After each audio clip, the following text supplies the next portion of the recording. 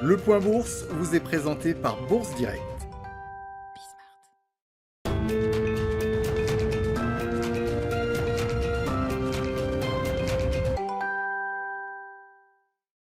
La tendance est revenue dans le vert cet après-midi à la Bourse de Paris avant l'ouverture des marchés américains. Marché américain attendu dans le vert également de leur côté, à en croire les contrats futurs sur les indices. Pour rappel, vendredi à la clôture, le Dow Jones se perdait 0,54% à 33 874 points. Le S&P 500 perdait lui 0,72% à 4 181 points, tandis que le Nasdaq Composite perdait 0,85% à 13 962 points. Les investisseurs américains qui prendront connaissance cet après-midi de l'indice ISM manufacturier aux États-Unis après les PMI en Europe ce matin. En attendant, les craintes qu'une inflation trop forte pousse la Fed à revoir sa politique monétaire reviennent sur le devant de la scène depuis vendredi, malgré les déclarations récentes de Jérôme Powell.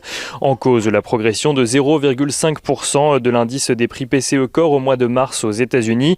Un niveau conforme aux attentes, mais qui témoigne de la plus forte progression de l'indice depuis 2018.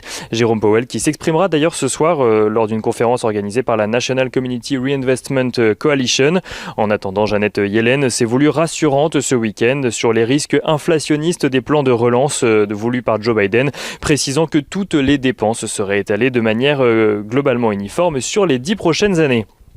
Aux États-Unis toujours, les investisseurs ont également en tête les propos du président de la Fed de Dallas qui constate des excès et des déséquilibres sur les marchés financiers alors que l'immobilier est lui à des sommets. Une situation qui lui fait dire qu'il est impératif que les taux d'intérêt soient remontés au plus tard en 2022.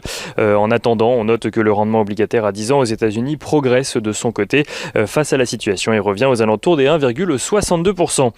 En zone euro, rapidement, le vice-président de la BCE, Luis de Guindos, a déclaré de son côté ce week-end que si 70% de la population adulte européenne est vaccinée d'ici l'été et que l'économie recommence à prendre de la vitesse, alors la BCE pourrait envisager de sortir du mode d'urgence de la politique monétaire actuelle. Et retour à Wall Street avec quelques actualités valeurs peu nombreuses aujourd'hui, mais on note que Estée Lauder publie un chiffre d'affaires trimestriel inférieur aux attentes à cause d'un recul de la demande. Et on note également que Berkshire Hathaway, le fonds de Warren Buffett, publie de son côté un bénéfice d'exploitation trimestriel en progression de 20% à un peu plus de 7 milliards de dollars. Warren Buffett qui en a profité pour expliquer que la mode des SPAC sur les marchés financiers compliquait ses investissements en raison d'un trop-plein de liquidités en ce moment.